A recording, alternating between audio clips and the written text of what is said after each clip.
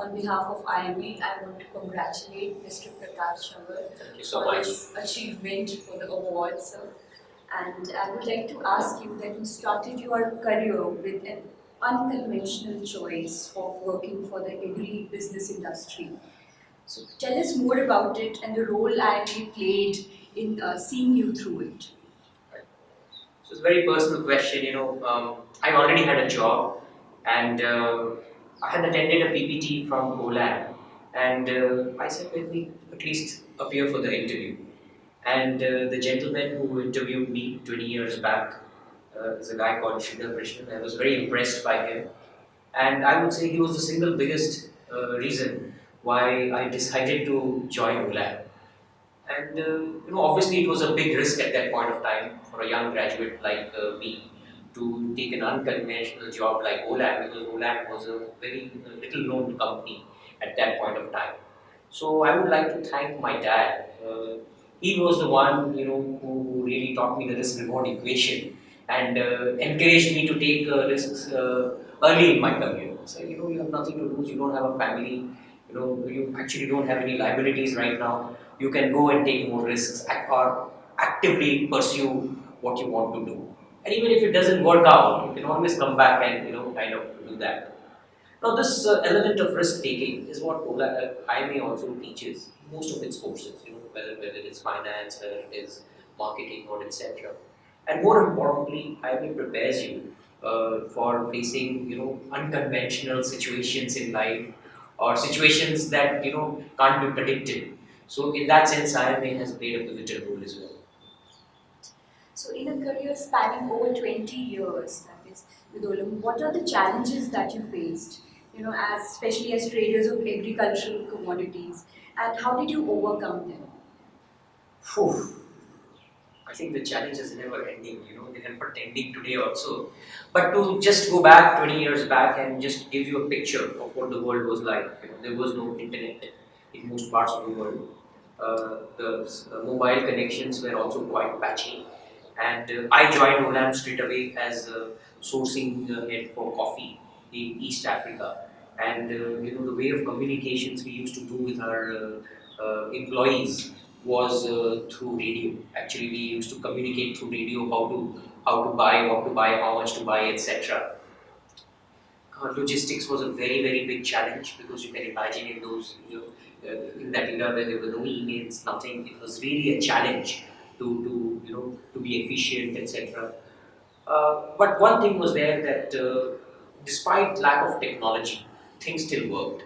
And if you planned things well, and if you organized yourself well and stretched yourself, it still worked. Now the challenges are completely different. I think we are in a world where there is too much information probably, but probably what is lacking is the real distilled insight. But the challenges are very different. I think the biggest challenge in our industry is that the farmers who grow the raw material or grow the food that we eat are at the bottom of the pyramid. They are the ones who have the least income in the supply chain. And that is because of sometimes intermediaries, sometimes market access, sometimes their inability to produce a product which is marketable, very high cost in some cases. So there are multiple challenges in our industry, and the challenge that kind of keeps me awake at night is the one that we are not attracting younger generation to go into farming. Younger generation doesn't emote with farming as an occupation to make a living, and how do we do that is going to be very very important. But I think it can be done. All these things have a solution. I think digitization can be a huge solution for our industry. We are seeing a huge confluence of sensors, drones, irrigation through drip irrigation, etc., which can probably reduce the manual intensity or the hard work that needs to be put in by the farmers. And with these technologies, you can track or de-risk your agri-produce even more. So I think there is a light at the end of the tunnel, but at this point of time, it is a very, very tough situation. And in India, the situation is even more complex, because we need farmer income to be high. For that, you need to increase the price of the produce. Now, if you increase the price of the produce, it directly impacts inflation, which impacts the middle class of the country.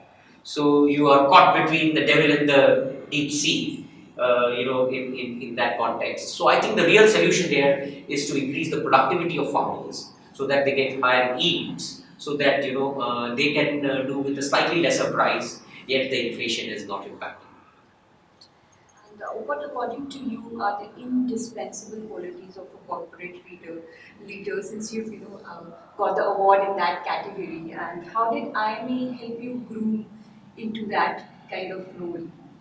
Uh, Yeah, so I think leaders have multiple roles, and so one of the things I always say is that today is an era of situational leadership.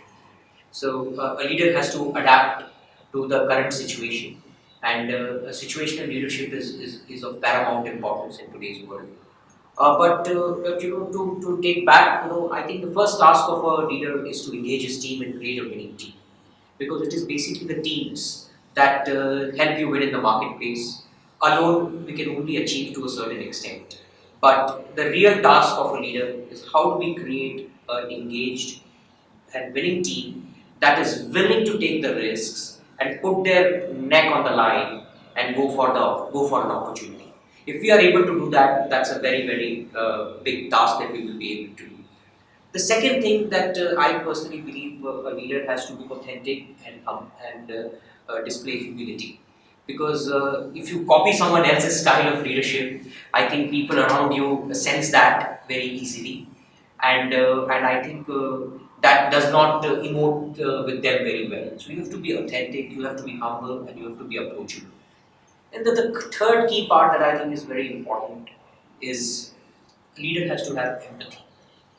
And by empathy, I mean that he should be able to understand the viewpoint of others.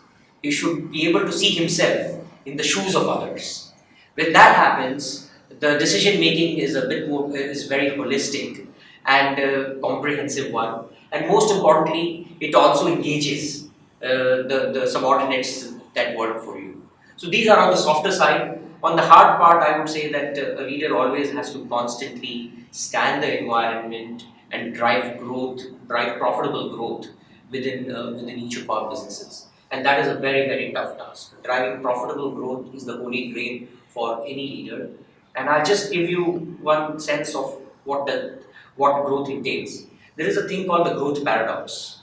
If we grow a company, it increases the complexity in the company, and complexity usually leads to underperformance. But if you don't grow, then also you are standing still and probably going backwards every year. So a leader has to manage this growth paradox and instill that belief in the team that you can win in the marketplace.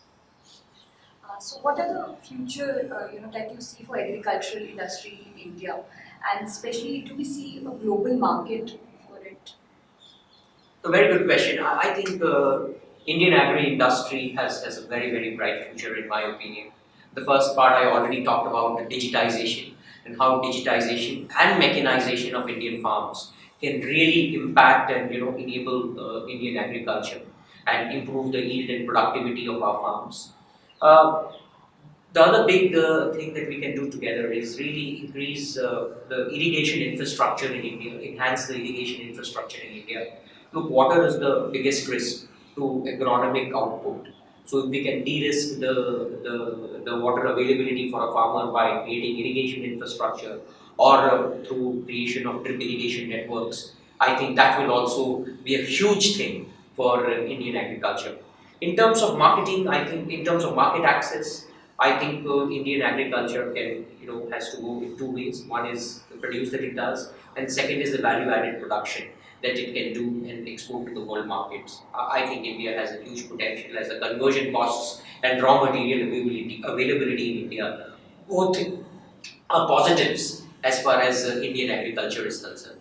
So I personally believe that the next 15 to 20 years would be great for Indian agriculture if we are able to adopt the latest technologies, both in terms of mechanizing our farms and digitizing our farms. The opportunity set can be immense. What about technologically challenged farmers, if they are not able to adapt or adopt to these technologies? Then A very good question. I am very, very bullish on the ability of farmers to adapt to these technologies. Look, for let's say digitization, you need two things. You need smartphones availability and you need the network coverage. Now, the penetration of both in India, thanks to Reliance Jio, as well as cheaper and cheaper smartphones, is increasing a lot. So that enables the farmers to own these smartphones and possibly utilize many of these technologies. This will lead to an ecosystem of agronomists whom they can probably WhatsApp an image that look, this is the foliage or the leaves of my plant, what is the pest and disease, etc. It could be. I think it will spawn a whole ecosystem and an industry which will help the farmers to increase the productivity and thereby their income. That is my belief. Obviously, a lot of work has to be done before this can be actualized, but I have a bullish bias in this regard. And last but not the least, what does this award mean to you? Look, this award is a great recognition by IIMA. It is actually very heartfelt, and it kind of connects with the inner chords of my heart. At this point of time, I would also like to thank a lot of people who have contributed to make this award happen for me. So I am the recipient, but there are a lot of people behind the scenes who have supported me or encouraged me from time to time, and whether it's my wife or whether it's my parents, kids, my broader family, colleagues, friends from IIMA, dorm mates. There are a lot of people who have contributed to this, so I would like to thank all of them. It is really heartfelt for me. Thank you. How is it from classroom to boardroom? How different it is, and how do you put all those practices up there in the field? What is, I may give you that you're able to push through and reach wherever you are, and it's amazing. Yeah, so I personally think three, four things that come to the top of my mind. The first is that IMA gives you the analytical rigor which is required in corporate world. I think that is very, very important. The second is the group discussions and the peer-to-peer learning that happen in IMA are very important as in organizations also nowadays we need to collaborate and co-create solutions. You cannot do it on your own. So the way the groups work in IMA actually prepares you for that for the future corporate battles. And finally, IMA also gives a lot of credibility. Credibility at times can be a double-edged sword as well because you have to prove yourself a bit more than others. But definitely, IMA provides that brand name and the credibility that that encourages us even more or motivates us even more to work harder and keep the brand name IMA alive. Thank you so much, Mr. Prakash. Okay.